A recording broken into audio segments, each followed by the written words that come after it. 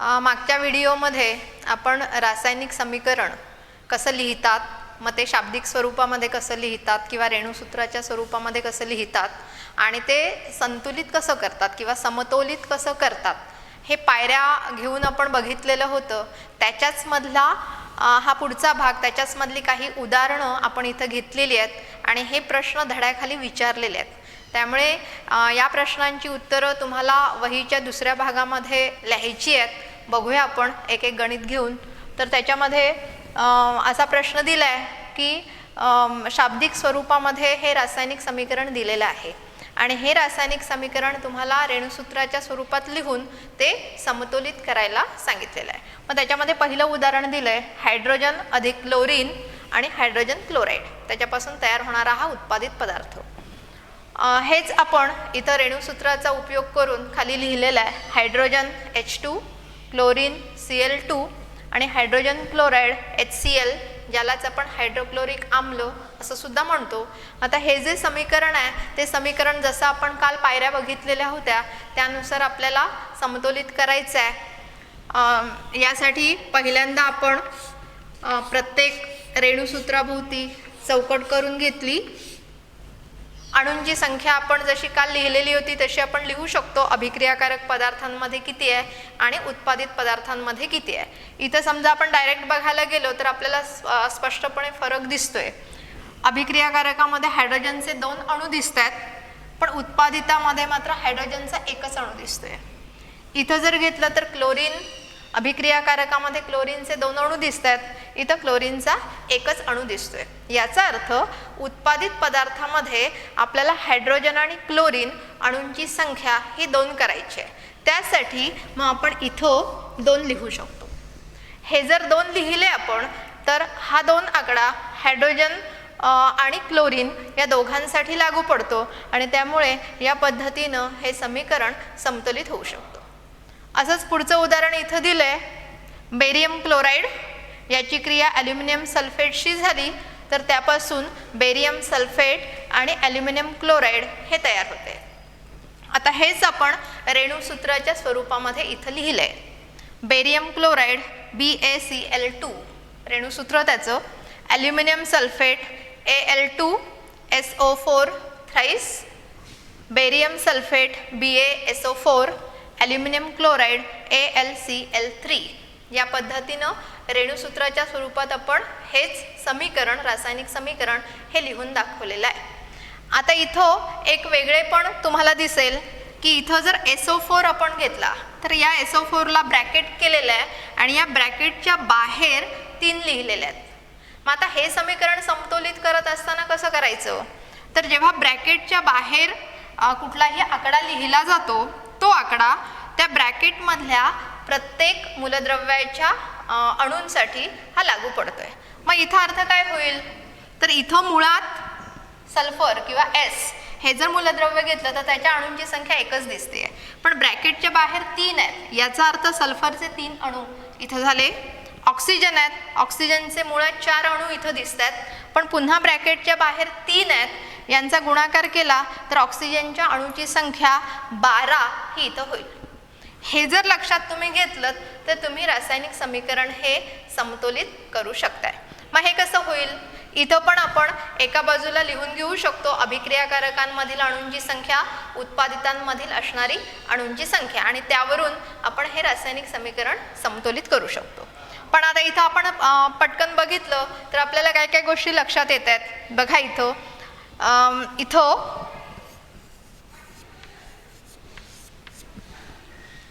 ॲल्युमिनियमच्या अणूंची संख्या इथं 2 दिसते.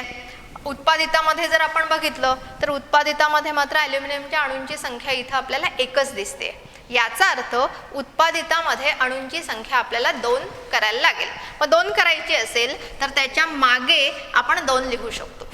2 लिहिल्यामुळे ॲल्युमिनियमच्या अणूंची संख्या इथं 2 झाली, पण क्लोरीनचे जे 3 अणू मुळात होते त्यांची संख्या बदलली आणि त्यांची संख्या 3 गुणिले 2 म्हणजे 6 झाली.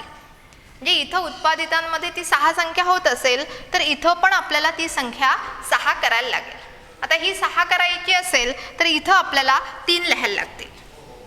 3 लिहिल्यामुळे क्लोरीनच्या अणूंची संख्या इथं 6 झाली, पण बेरियमच्या अणूंची संख्या इथं बदलली. मुळात ती 1 होती, आता ती संख्या 3 झाली. त्यामुळे त्या बाजूला उत्पादितामध्ये आपल्याला बेरियमच्या अणूंची संख्या 3 लिहावी लागेल. त्यासाठी आपल्याला 3 आकडा इथं लिहावा लागेल. आता हा 3 आकडा लिहिल्यामुळे बेरियमच्या अणूंची संख्या 3 झाली आणि SO4 हा पूर्ण गट आपण घेतला, पूर्ण हा गट घेतला तर SO4 ची संख्या पण 3 झाली.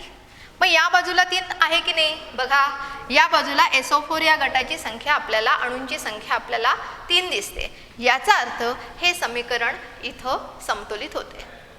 अशीच काही उदाहरणं आणि पुस्तकाखाली दिलेली आहेत, ती आपण पुढे बघूया. तिसरं उदाहरण आपण इथं घेऊ.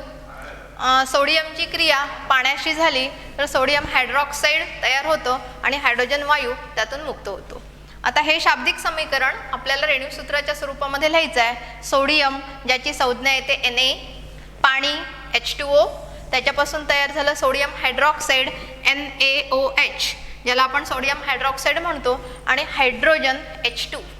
आता हे समीकरण इथं मी समतोलित करूनच दाखवलेलं आहे.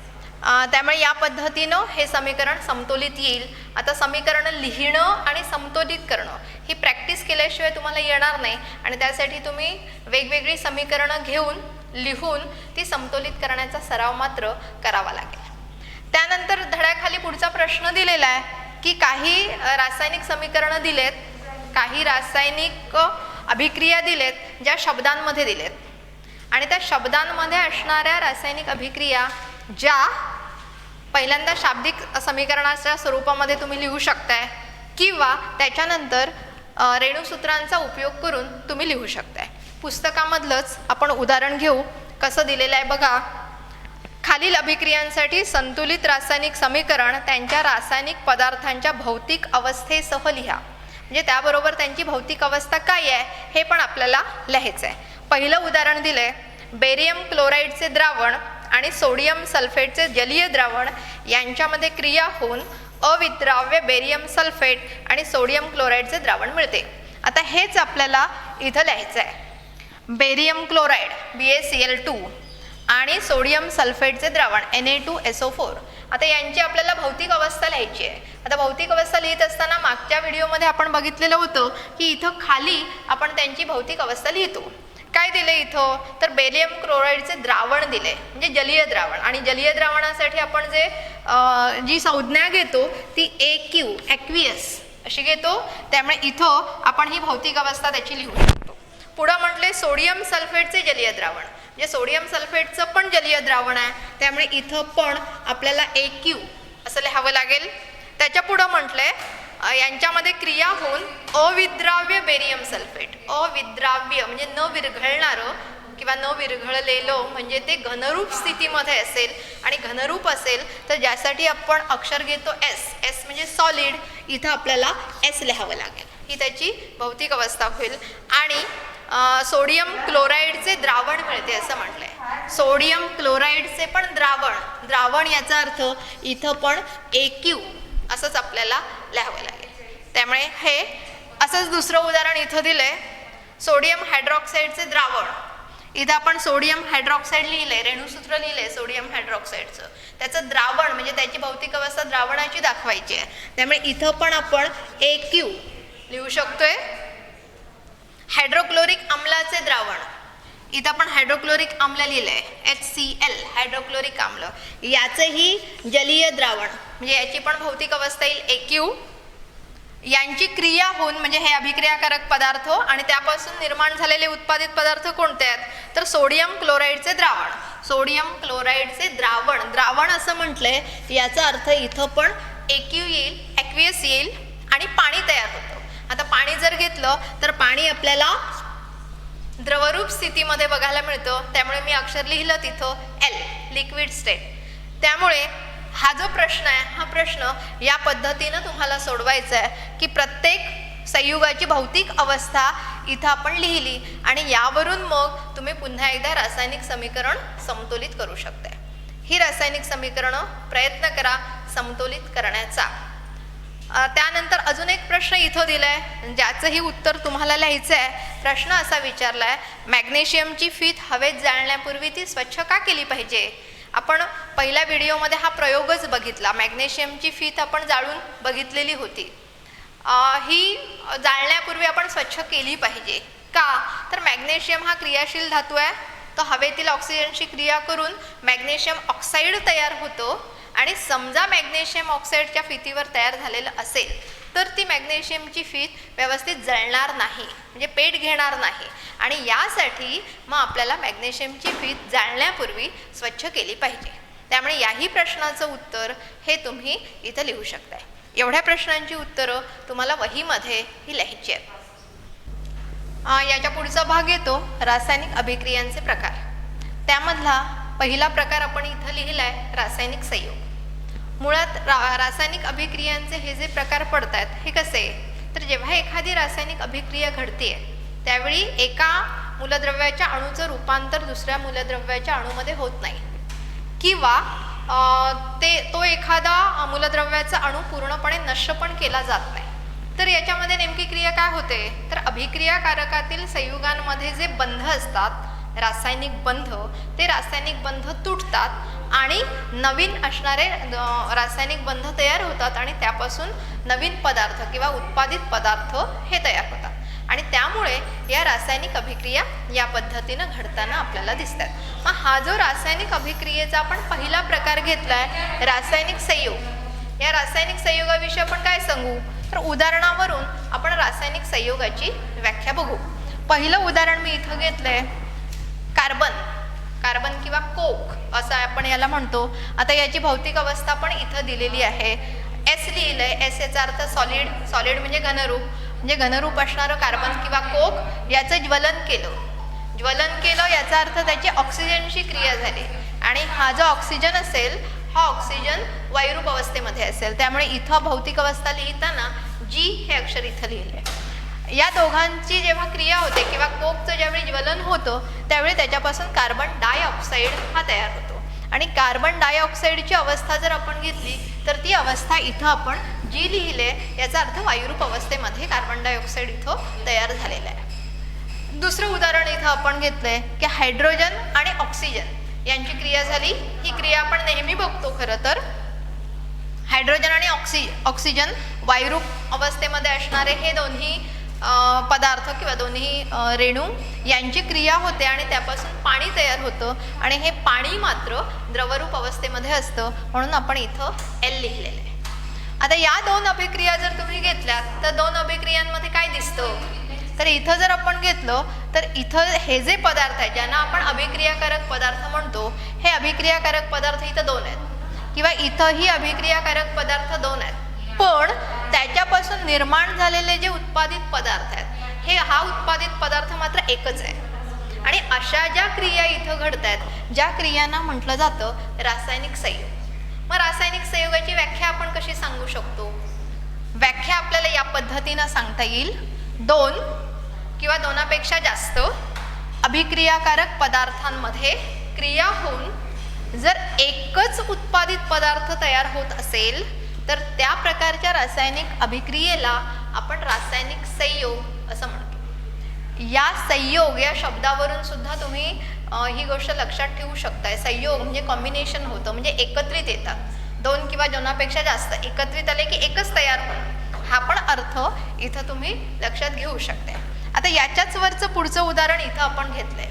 खरं तर हा पुस्तकामध्ये एक लहानसा प्रयोग दिलेला आहे. काय प्रयोग दिलाय की एखादं चंचुपात्र आहे समजा आणि त्या चंचुपात्रामध्ये पाणी घेतलेलं आहे.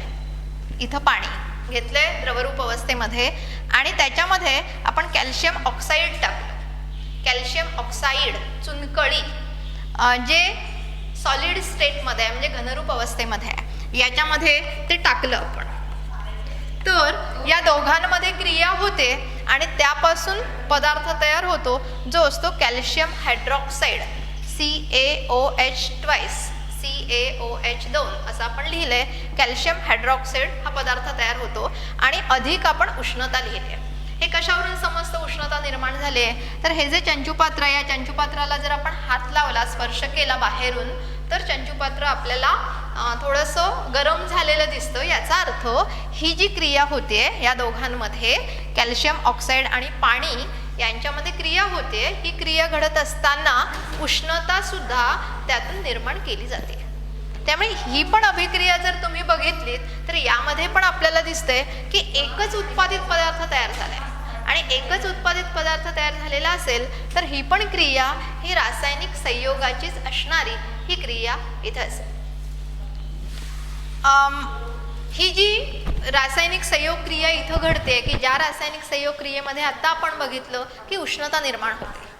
समजा अशा रासायनिक क्रिया घडत असताना उष्णता ऊर्जा निर्माण होणारी असेल किंवा झालेली असेल तर त्या ज्या रासायनिक क्रियेत ज्या रासायनिक क्रियेना आपण उष्णताजनक रासायनिक क्रिया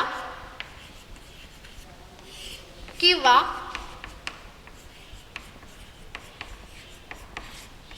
उष्मादायी रासायनिक क्रिया असं म्हणतो.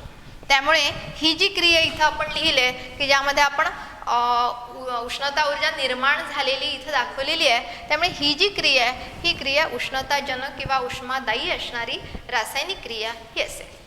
मग इतर उष्मादायी रासायनिक क्रियेमध्ये आपण कोणकोणती उदाहरण देऊ शकतो की जी क्रिया घडत असताना उत्पादित पदार्थ तयार होत असताना उष्णता ऊर्जा निर्माण झाली आहे.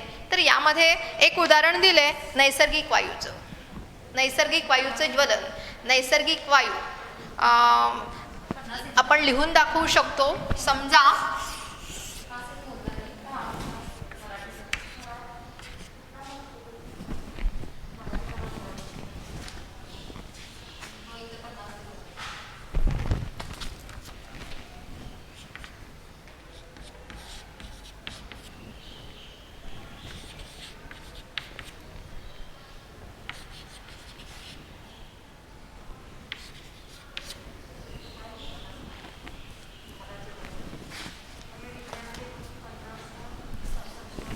नैसर्गिक वायूच्या ज्वलनाची क्रिया दिली आहे. ही क्रिया ज्याच्यामध्ये सुद्धा उष्णता निर्माण होते हे आपण सांगू शकतो. इथं आपण CH4 लिहिले. CH4 ज्याला म्हटलं तर मिथेन, आणि या मिथेनची ऑक्सिजनशी क्रिया झाली म्हणजे मिथेनचं ज्वलन झालं. आता जर मिथेनचं ज्वलन झालं म्हणजे नैसर्गिक वायूचं ज्वलन झालं तर त्या ज्वलनातून CO2 म्हणजे कार्बन डायऑक्साईड वायू हा तयार होतो आणि पाणीसुद्धा तयार होतं. पण इथं एक गोष्ट लक्षात घ्या की इथं आपण H2Oच्या समोर लिहिताना त्याची अवस्था भौतिक लिहिताना आपण G लिहिले. G याचा अर्थ काय तर जे पाणी तयार होतं ते पाणी वायुरूप अवस्थेमध्ये तयार होतं. याचा अर्थ पाणी बाष्पाच्या स्वरूपात तयार झालेलं हे आपल्याला दिसतं. इथं आपण L लिहिलेलं नाही आहे किंवा द्रवरूप अवस्था लिक्विड लिहिलेलं नाही, इथं G लिहिले. G याचा अर्थ वायुरूप अवस्थेमध्ये ते पाणी तयार झालेलं हे आपल्याला दिसतं. त्यामुळे ही क्रिया की ज्या क्रियेमध्ये सुद्धा उष्णता ऊर्जा ही निर्माण केली जाते आणि ज्या क्रियेला आपण उष्णताजनक किंवा उष्मादायी रासायनिक क्रिया असं म्हणू शकतो. त्यानंतर पुढचं उदाहरण आपण सांगायला गेलो तर आपलं नेहमीचं उदाहरण आपण सांगू शकतो की आपण श्वसनाची क्रिया करतोय. श्वसन क्रियेमध्ये श्वास घेणं आणि उच्छ्वास सोडणं अशा 2 क्रिया येतात आणि 2 क्रिया मिळून श्वसनाची क्रिया होते. आणि ही जी श्वसनाची क्रिया आहे ही श्वसनाची क्रियासुद्धा उष्णताजनक असणारी किंवा उष्णता निर्माण करणारी हीच क्रिया आहे. कसं सांगू शकतो की श्वसन क्रियेमध्ये उष्णता निर्माण होते तर त्यासाठी आपण सांगू शकतो की आपल्या शरीरामध्ये पचनाची क्रिया आहे किंवा पचन संस्था आहे, श्वसन संस्था सुद्धा आहे. या 2 संस्था एकमेकांशी संलग्न अशा कार्य करतात. म्हणजे काय तर आपण जे अन्नपदार्थ घेतोय त्या अन्नपदार्थांचं पचन केलं जातं. अन्नपदार्थाचं पचन होत असताना त्या अन्नाचं साध्या पदार्थांमध्ये रूपांतर केलं जातं. समजा आपण उदाहरण घेतलं की भातासारखे अन्नपदार्थ आहेत म्हणजे त्याच्यामध्ये कार्बोदक आहे.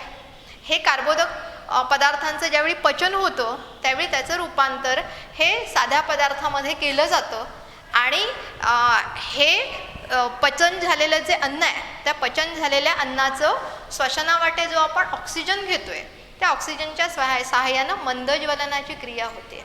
ही क्रिया आपण इथं लिहिलेली आहे. काय दाखवलंय आपण इथं C6H12O6 अधिक O2. C6H12O6 हे ग्लुकोज आहे म्हणजे अन्नाचं पचन झाल्यानंतर तयार होणारं जे ग्लुकोज आहे हे ग्लुकोज याचं ऑक्सिजनच्या सहाय्यानं ज्वलन होतं, मंद ज्वलन होतं. हा ऑक्सिजन श्वसनावाटे आपण घेतलेला आहे आणि याचं ज्यावेळी ज्वलन होतं त्यावेळी त्याच्यातून कार्बन डायऑक्साईड तयार होतो, CO2 कार्बन डायऑक्साईड, H2O पाणी, आणि त्यावेळी ऊर्जा म्हणजे उष्णतासुद्धा निर्माण होते. उत्पादित पदार्थामध्ये आपण इथं उष्णता ऊर्जा निर्माण झाले हे इथं दाखवलं आहे. याचा अर्थ ही जी श्वसनाची क्रिया आहे ही श्वसनाची क्रियासुद्धा उष्णता निर्माण करणारी, उष्णताजनक असणारी रासायनिक क्रिया हे आपण सांगू शकतो. आणि याचा अनुभव खरं तर आपण घेऊ पण शकतो की आपण समजा नाकाच्या समोर हात धरून श्वसनाची क्रिया केली तर जेव्हा आपण श्वास बाहेर टाकतो त्यावेळी थोडासा गरमपणा आपल्याला जाणवतोय आणि त्यावरून पण आपण सांगू शकतो की श्वसन क्रिया ही उष्णता निर्माण करणारी ही क्रिया असेल. रासायनिक अभिक्रियेचा हा पहिला प्रकार इथं येतोय ज्याला म्हटलं जातं रासायनिक संयोग. पुन्हा एकदा व्याख्या बघा की इथं 2 किंवा अधिक अभिक्रियाकारकांमध्ये क्रिया होते, संयोग होतोय आणि त्यापासून एकच उत्पादित पदार्थ तयार होतोय. अशी जर क्रिया असेल तर ज्याला म्हटलं जातं रासायनिक संयोगाची असणारी ही क्रिया. दुसरा जो प्रकार असेल तो आपण पुढच्या व्हिडिओमध्ये बघू.